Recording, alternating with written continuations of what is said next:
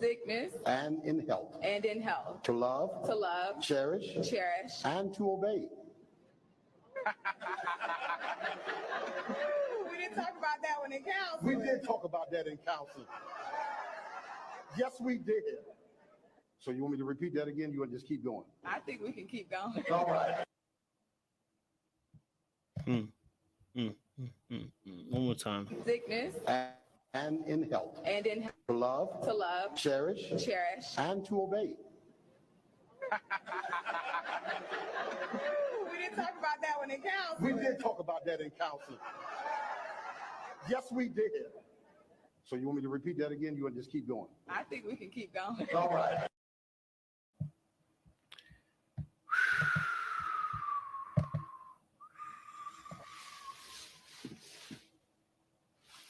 Question is right now is this marriage over before it's even begun?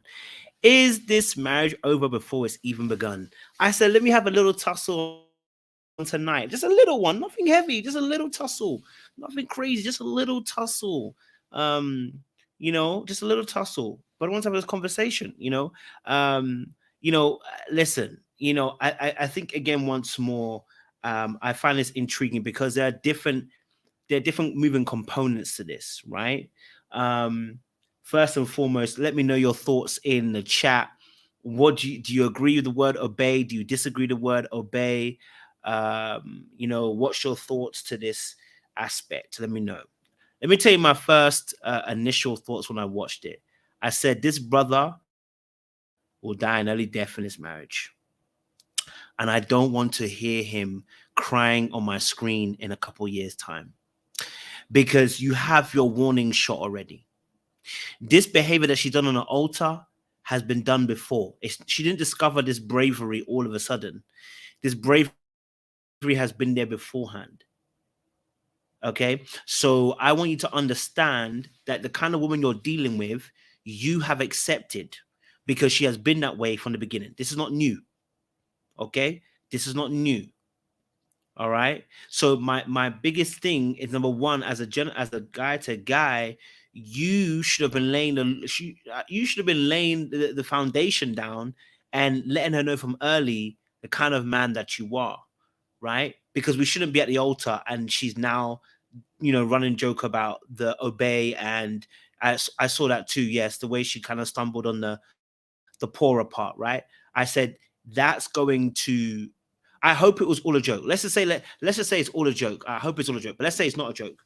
I don't know if it is or not, but in reality, this shouldn't be happening on the altar. This should have been a conversation that should have been happening in your counseling session between you, your pastor, your wife, and your future wife, fiance, and the pastor. This should have been happening behind closed doors. This shouldn't be happening on the altar. You know what I mean? That's number one. Number two. Yeah, I agree. The pastor shouldn't have made it a joke. Not only that, she have made a joke, but he actually ran past the point. So he said, "Oh, do you want me to run past the point?" So I said it once, but do you want me to run past it? So you're now colluding with them. Now I hope this is part of the joke. I hope, but for me personally, as a pastor, I've been like, "Hey, no, this is serious. Like, this is the vows that you said you want to commit to. Are we committing to these vows? You're supposed to discuss this before getting on the altar. This is not something that you come and now say I'm agreeing to on the altar. You discuss this in your counseling session, so that when you get to the altar, you don't have any surprises, right? That's the first and foremost. So the pastor should have been on point, and let her know, hey, this is serious. This is serious. And said to the gentleman too, no, this is serious, Captain.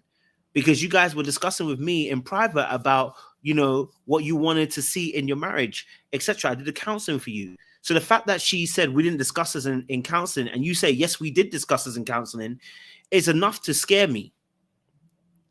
Right? It's enough. It should be enough to scare not only him, the man in question, but also scare her. Scare the pastor too. That, hey, what am I doing here? Because I'm unifying two people who, first and foremost, the one person, the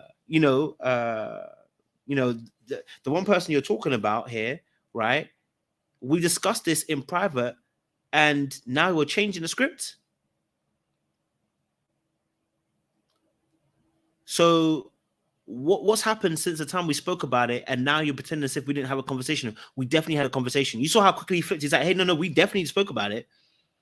So if you know that he definitely spoke about it, why are you also turning it into a joke, Pastor? It's not. How'd you go past it too? Because clearly we had a conversation about it, and there was no. I'm guessing it wasn't as a strong object of it wasn't a strong rejection as there was this situation, right?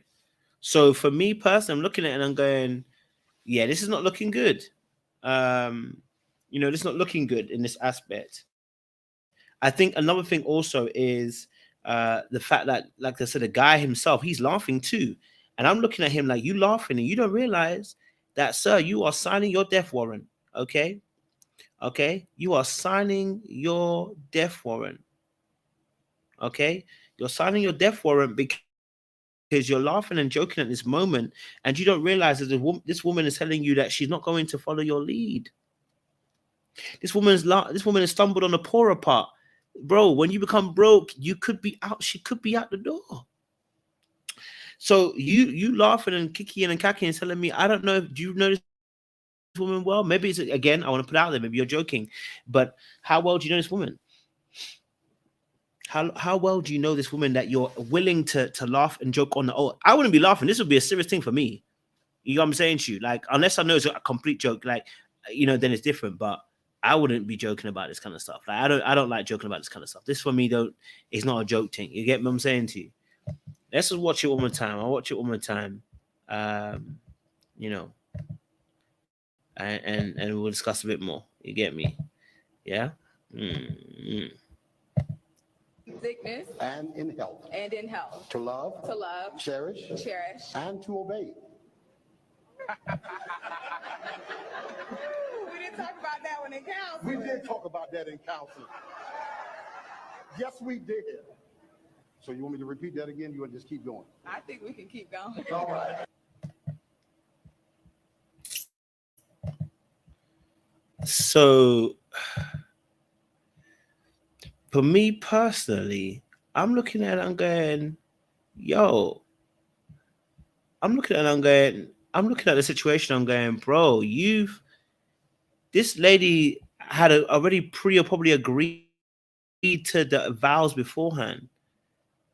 You know what I mean? Like, this should not be happening now, bro. Do you know what I'm saying to you? This should not be happening now. This should be happening later on. So what? This would happen before. So how are we at the altar at this point doing these shenanigans? Now, the key question obviously to ask here is whether obey is the word that you want to use. That's a different discussion now. Now, let me be very frank with you. I think it's all about the understanding of both parties in a situation. For instance, I remember I had this conversation with somebody. I said, for instance, someone taking a last name.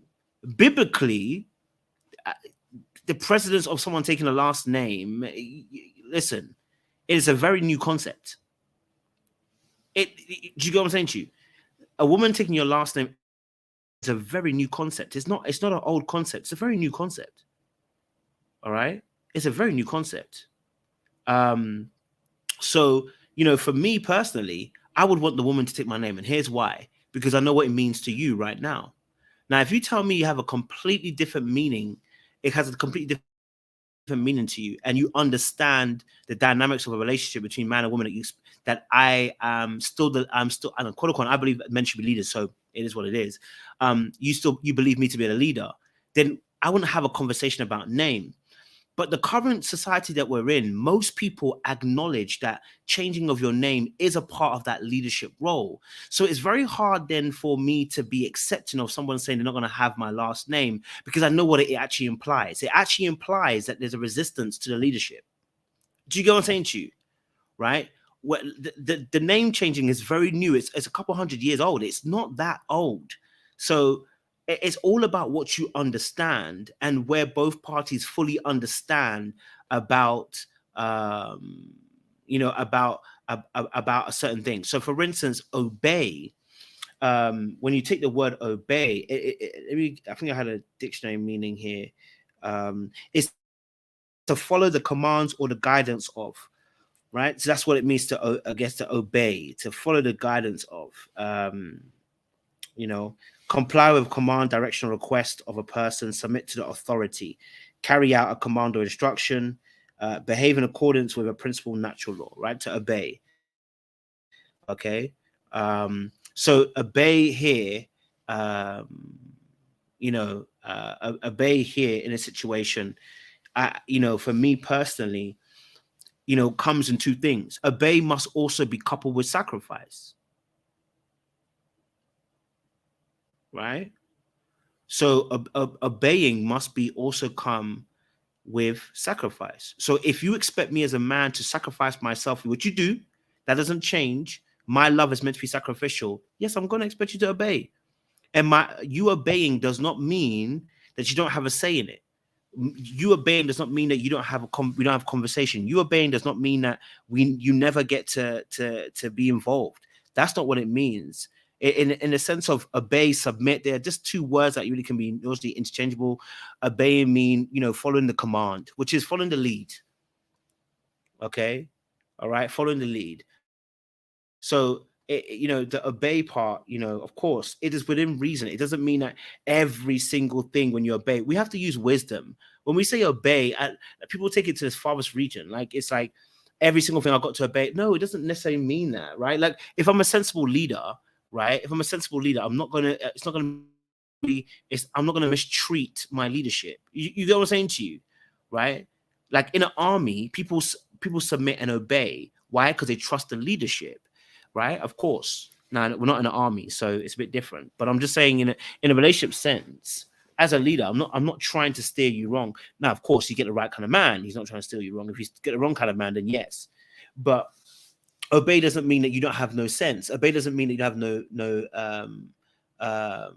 obey doesn't necessarily mean you don't have no wisdom. Obey doesn't mean that you don't have no thoughts. It's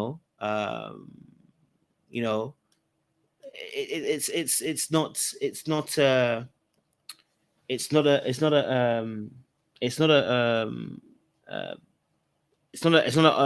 you have to do exactly as I say. Although there are some roots of misogyny and old history that do encompass some of that. That's fair. But in reality, yes. That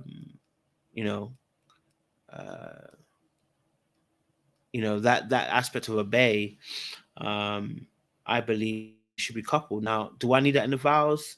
No, because I think if you're marrying a Christian, the person understands the leadership role. So I think that's a little bit different. You know what I mean? In that aspect, yeah.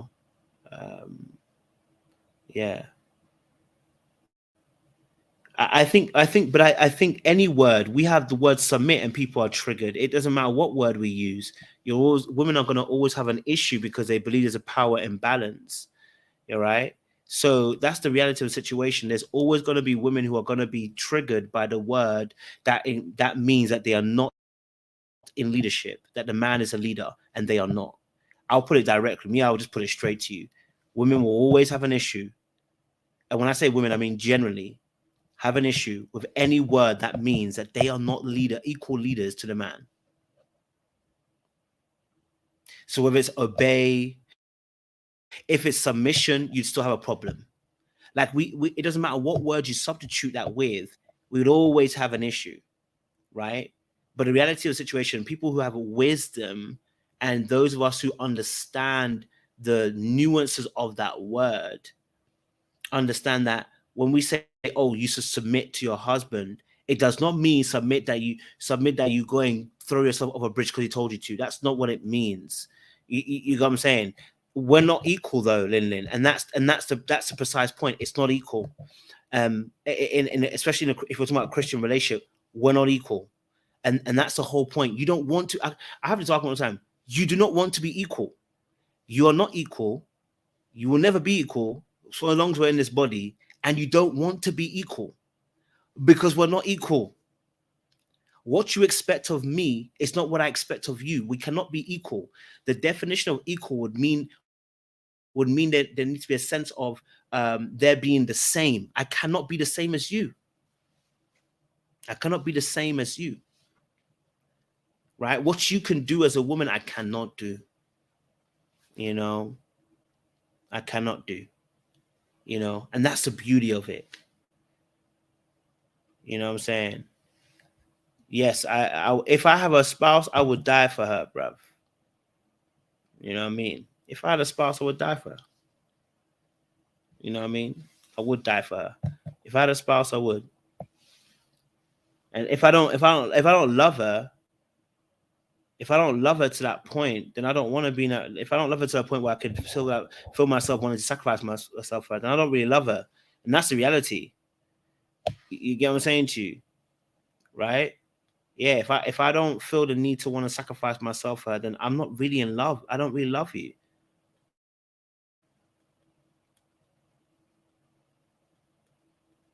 I don't really love you. You know what I mean? Because my love should be sacrificial. You know? So, you know, at the end of the day, I think with this obey situation, like I already know just by going what's happening here, he's gonna have further problems. If he thinks he's gonna lead that relationship, he's not going to. Because if she had been a wise woman, she would have discussed this and settled this before they got there and said, hey, I have a problem with the word obey because the way that my interpretation of the word obey is. Can we take that word out? Let's change it for something else or take it out completely. That would have been somebody who's wise and willing to follow your lead. She wasn't willing to follow your lead. So the insubordination actually happened on the altar. It's going to happen later on in the relationship. She's going to sabotage that relationship and she's going to keep doing it because she's not going to accept your leadership. It's that simple. And it's something I always say to men as well. Stop choosing women that won't follow your lead. You are causing yourself issues. And then you're crying to the internet later on, talking about how women aren't great. Stop choosing women that don't follow your lead. I don't do it. You know what I mean? I don't do it. I don't do it.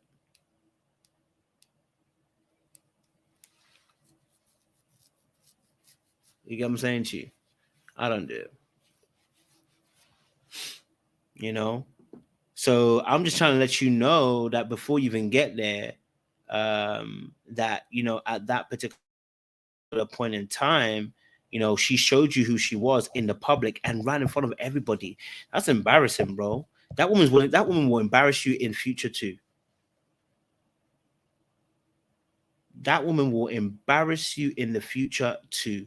If she disagrees with you, she will embarrass you again.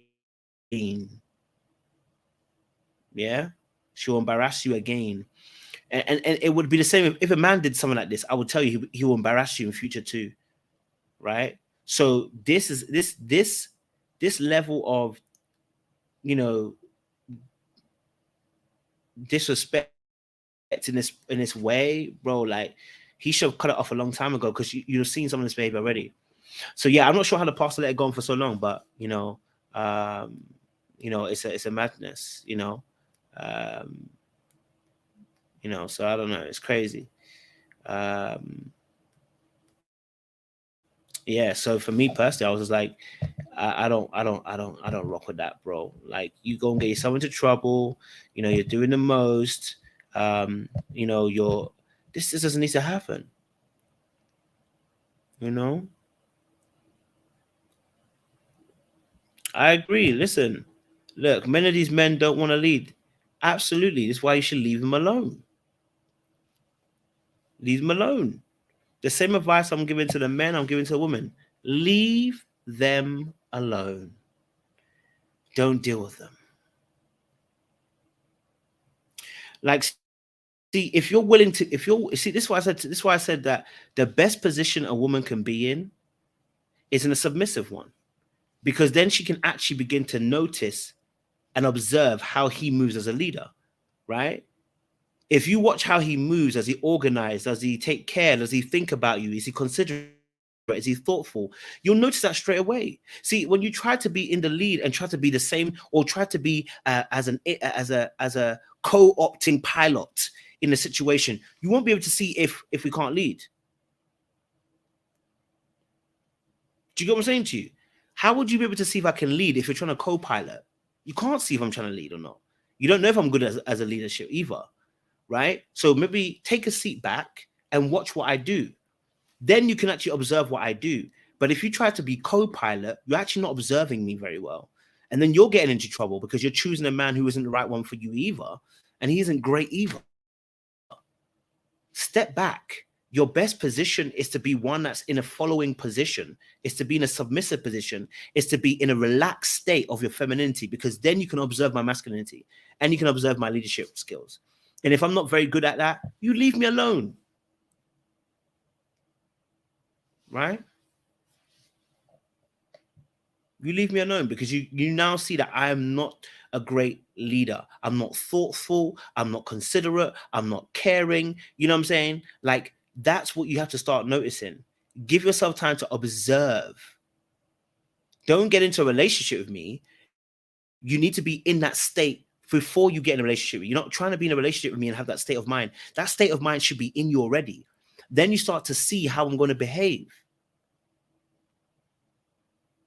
But if you come to me like a co-pilot, guess what's going to happen? You're going to get a co-pilot too. And especially if a lot of men too are finding this power struggle between themselves and women, they ain't even going to give you the right, they ain't going to give you the right energy that you even want.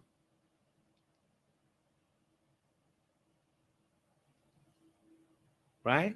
So your best position is to take yourself out of the driving seat and get into the passenger seat and see how I drive. And when I say see how I drive, I didn't say get into a relationship. I didn't say enter into one. When you're talking with somebody, you observe how they move. You don't let your feelings run ahead of you. Like when I'm talking to women now, I'm actually listening more than I'm allowing myself to go, oh my God, they're so fine and so beautiful. I wonder if I can get with them. And my mind is not racing to that point anymore. My mind is thinking, what is our compatibility now? Right? My first thought when I'm talking to someone now is, are we compatible? Yes, I'm excited. You're a beautiful girl. Yes, your lips are beautiful and they're thick and juicy and the body's mad and the back is crazy, sumptuous and seductive. You understand? Body just looking contoured. Yeah? Okay? You're just looking like a dynamite. You understand what I'm saying? But I have to slow it down and say, well, is that what you're saying to me? Is that what I need? Is that what I actually need? Can this person be led? Because that's a question I always ask myself. I said, can this woman be led? And if I hear something like, well, I only let those who lead me to that. When I start hearing that, I mean, I ain't got time for you. You're not in a following position for me, so leave that alone. I haven't got time. I'm not about to war with you. I let when he shows me, I'm like, that stop that. You know what I mean? Right? I'm not gonna fight it.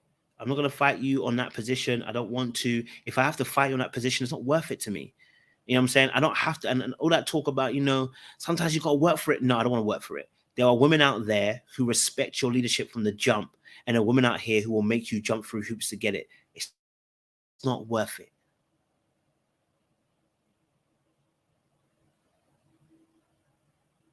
You know what I'm saying to you? Yeah? That's why I don't be wasting my time on that. You see what I'm saying to you? Don't waste your time. I told you a story about this last time where I talked to a girl and I said, what role, if I was to lead and I made a mistake, what would you do? And the person was like, well, I'll take over next time. I said, that's it. No, we don't need to be in a relationship. We will never be in a relationship because you will not respect my leadership. You will undercut me the moment I make a mistake. And I can't have that kind of leadership where as soon as I make a mistake, you're cutting me. That's a toxic type of environment. I don't need that. It will sabotage the relationship. And any man out there needs to be very considerate about the kind of person who is going to lead. Men are also making mistakes in 2023 and crying about it. I don't want to hear you crying about it. I want to see you make smarter choices. Stop choosing people that are creating toxic environments. You know they don't respect your leadership. You know they are one strike wonder. You mess up once, you're done.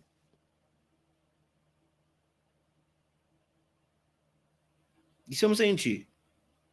You know, you mess up one, you know that's her style. Stop trying to make her the woman, make her a woman for you when she's not the woman for you. Do you get what I'm saying to you? You're wasting our time. You're wasting her time. You're wasting everybody else's time. Right? I'm not here to fight that, bruv. Right? I'm not here to do that. And that's what I said to you. Like, I've met some great women. I said to a friend just the other day, I said, I met one girl and we were on a walk. And we're just on a walk in a casual thing. And I was like, yeah, we'll go for this walk. And then she was like, I think we stopped at a point and she was like, I'm following your lead, you know? I was like, oh, because, I'm just thinking it's a walk, in it. I'm not really thinking it's not a mad thing. I'm not thinking anything big of it. We're just on a walk, right? We're just on a walk. And she's like, but I'm following your lead. At that point, I took her hand and I started walking. I took her this way, this way, this way, this way, this way. I was like, oh, okay, cool. You see what I'm saying to you? Like I said, there are people out there that respect your leadership, that want you to lead and will give you the ropes. And like I said, that is the best position you can be in because you're going to see how I'm going to move. Now, if I'm irresponsible, if I'm not consistent, if I don't work with time, if I'm not true to my word, if I start messing up, you know to get rid of me. You know to get rid of me. And it's little things. If you listen to the way I speak about certain subjects and you hear me and you know that it doesn't fit your MO, don't try to squeeze me into a square when you know I'm a circle.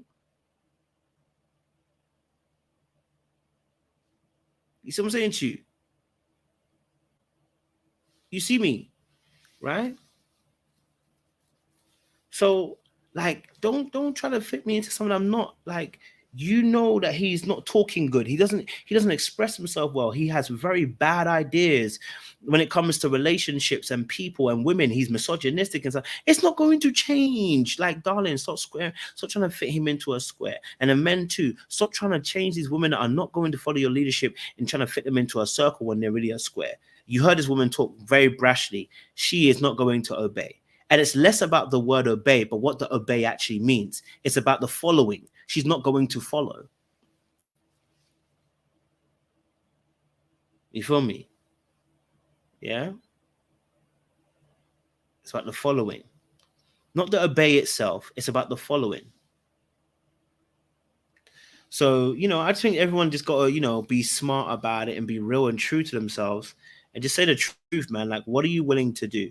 What are you willing to work with? If you want someone that's going to roll with you and is going to follow your leadership, then by all means, choose the right kind of person. If you're somebody who's more co-opting and you want it both of us to do it, there are people who are also middle ground as well. So, there are people that are also there as well in that respect, So, yes, obey and follow are not the same, exactly the same, right? That's absolutely true. But in some context, when you obey, you follow, right? And I follow because I obey. So in some aspects, there is some they can be synonymous at some aspects, not all the time, but it depends on what context. You know what I mean? So, if you had said, if, like I said, the word submit would have been an issue. I don't think it would have been anything different. They should have had this conversation beforehand and sort it out.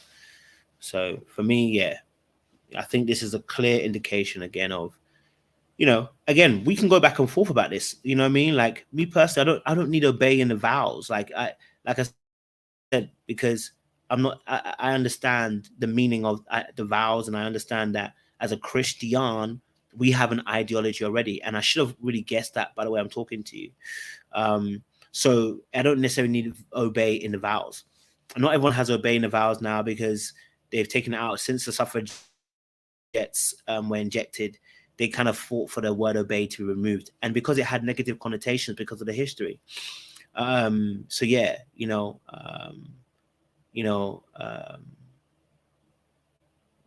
so I understand that too. Um, it's interesting. Um, yeah.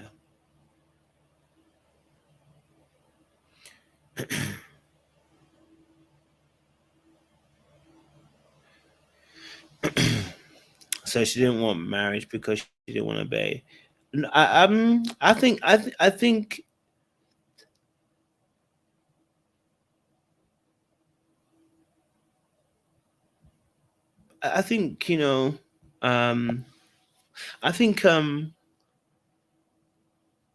um I think in reality the situation is, you know,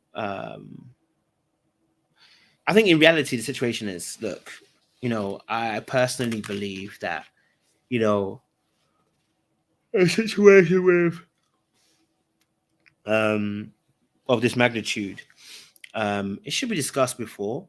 And I think, the key thing here too is, what is the end goal and objective? Um, you know, what is a key goal and objective? Someone said, I think people like the idea of marriage without responsibility and compromise. Absolutely. You know what I mean? Absolutely. And I do understand a lot of people don't like the idea of men leading, and I guess maybe men leading in a very harsh manner or without any consideration. I don't expect that. I don't consider that leadership. Do you know what I'm saying? Right? I expect men to lead with love, gentleness, and care. And sometimes that also means I'm going to take decisions that you don't like. I'm going to take certain decisions as which you won't agree with. I'm going to take. You know what I mean? So if we talk about the word obey, I think that's where it comes down to. There are going to be opportune times where you may just need to obey, right? That's it. Now, some people won't like that. Some people might not like that, but I believe that to be so. There are going to be some times where you won't agree to what I agree with. And I'm going to be like, I hear that, babe, but we're going left.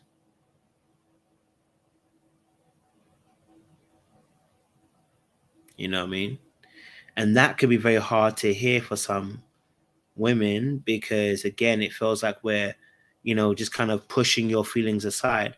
But it's not that. It's that in a relationship, there are going to be points in time where we're not going to agree and we're not going to get anywhere. So someone's got to take an opportunity. Someone's got to take that step forward and lead, and that's what we've been called to as men, to lead.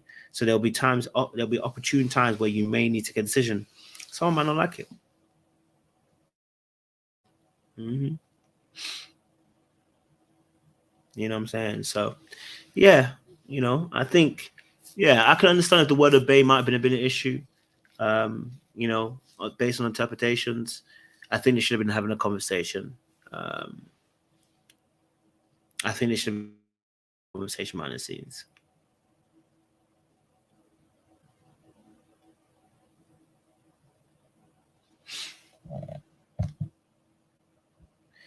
This is a good point. Kobe should obey Russell and be the first wife. The first question you should ask is whether God actually called Russell to be a pastor or not. That's the key question. Did God actually call Russell to be a pastor or not? See, if God calls Russell to be a pastor, then she should go and obey.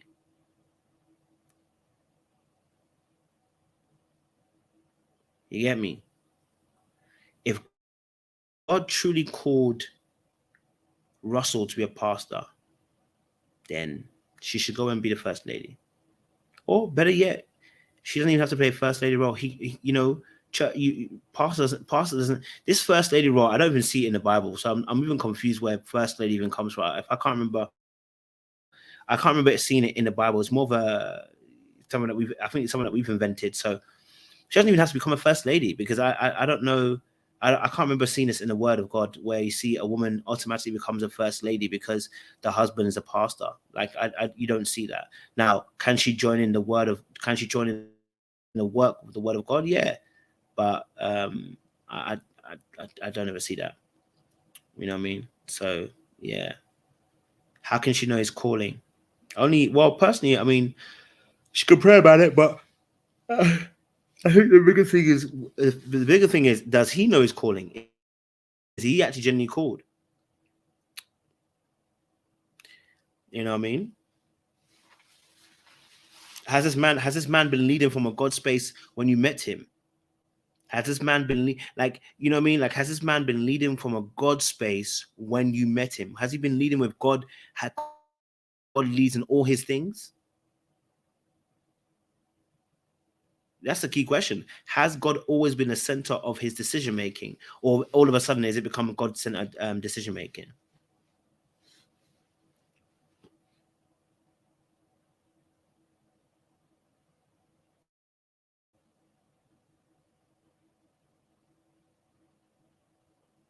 That's the question I'm asking. You know what I mean?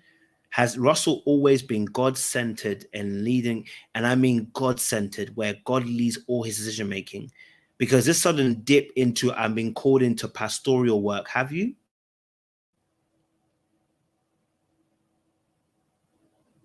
Have you?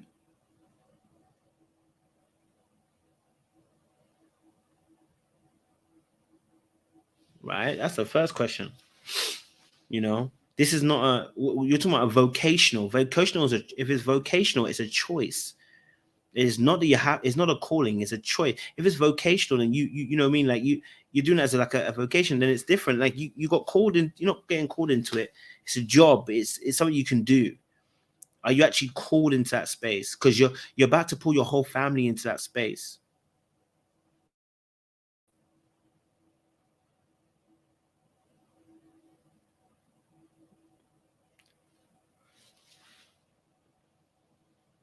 You know what I'm saying to you? Honestly, sometimes I think to myself, I don't think a lot of people are called into that space, but they force themselves into it. You know, but in reality, when you signed up for this marriage thing, if it was a Christian thing, you're gonna have to go along with it.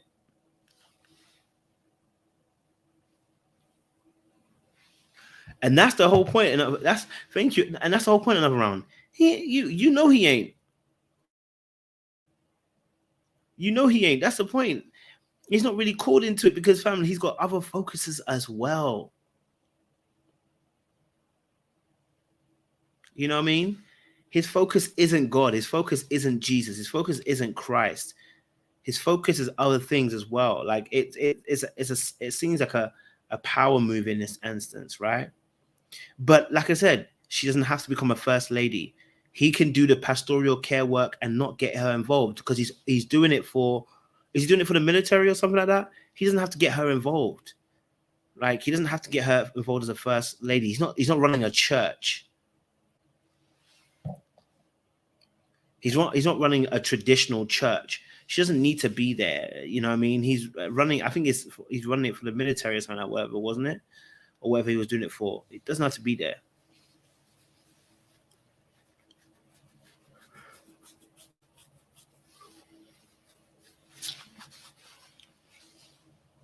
You know? Yeah, it probably was Jesus gloss. It probably was Jesus gloss. It probably was Jesus gloss. If I'm honest with you. Yeah. Someone said, but according to you, she should still obey. She should still obey. She should go where her husband is. If that's what it requires. I don't think it requires that aspect. I don't think it requires that aspect. You know what I mean?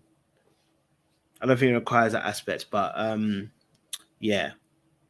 You know, I think yeah, I would say, you know, she should obey. But she should also, and here's the thing. You can take some time out as well. And this is where wisdom kicks in, right? You can say, give me a bit of time to understand it. And in that time you're taking that time to understand it, you can be in prayer and see what God is saying. You know what I mean? And see what God is saying. Because maybe God is saying something completely different. Maybe God is saying something completely different. And if he is, I trust that God will give you a way of wisdom to redirect your husband. Yeah. Or say the right words, or say something that's to him that will get him to think. Right? And also the reverse has to be said as well. I haven't added another component. He didn't get called into ministry before the relationship. So he has to, that's what I said about being called, right? He has to be very careful, because your first ministry is your marriage. So be very careful you running into ministry and saying God called me, because if you disrupt your first ministry, you're wrecking a lot of lives. So you got to be very careful.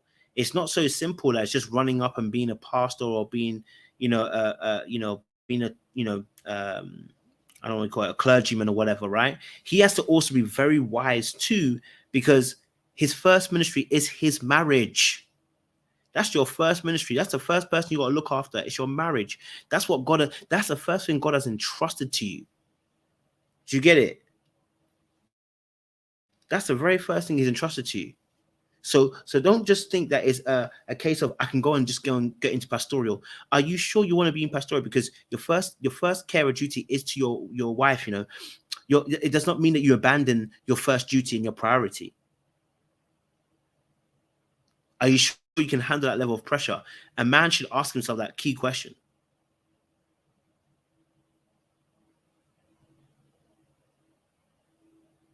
That's the key question too. So it works on both sides. You know what I mean? I have to be very careful. And yes, women do have influence over us much more than they realize, especially a woman that's submitted unto God. Like, that doesn't mean every decision is going to be changed, but it does mean that there's a power that comes alongside a woman that's praying and interceding and kind of seeing things and going, okay, I know how to say this to him. And that comes also, it comes through revelation. God will reveal to you, this is how you speak to him. And that will come through time, experience, spending time with him, spending time with God. He will give you the tools that, hey, say this, do that. You got him, right? But yeah, Russell, yeah, I would say, listen, he really needs to ask himself a question whether he's been called or not. That's a real question.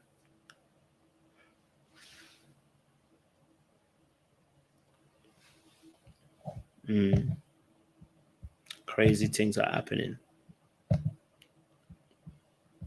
Crazy things are happening.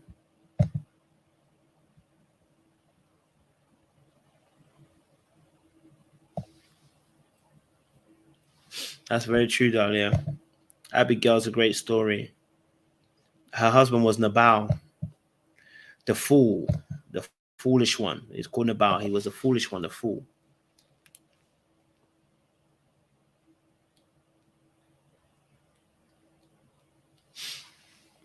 It's not just about prayer. See, prayer is only one aspect. Prayer is only one aspect, right? There's prayer, but there's also action as well. So there's wisdom in how we move. Do you get what I'm saying to you? There's wisdom in how you move also. You feel me? That's why I was saying to you, that's why I was saying that with the Russell and Colby situation, right? She has expressed how she feels. She don't like it. There's not pretty much left she can do. Like, she's gonna have to pray about it and get God to intervene, because clearly he's on one. And she's expressed that she doesn't want to become a first lady. Now, this is where I think good counselors should come in. Here's the other move that should be pulled. Counselors should be brought in, right? That's the other move you should also be pulling in, is whoever's our trusted advisors should be brought in. Now, unfortunately, she has her dad as a trusted advisor, and your dad was siding with him, and sometimes you got to choose a mutual party who has a mutual investment in the two of you. This is why also we get people involved in your marriage. Having a mutual party who's invested in both of you winning, is a smart choice, because that person can be a bit more objective rather than someone's father or someone's mother who has personal stakes in it. A counselor who is able to see, who was involved in your marriage in some aspect, it's also important. You know what I mean? Yeah. They're the ones that are going to help you just be able to see things differently. Do you get what I'm saying to you? Right? So, yeah, that's also important as well. That's another thing as well, like having counselors that are involved in this, you know. It's political.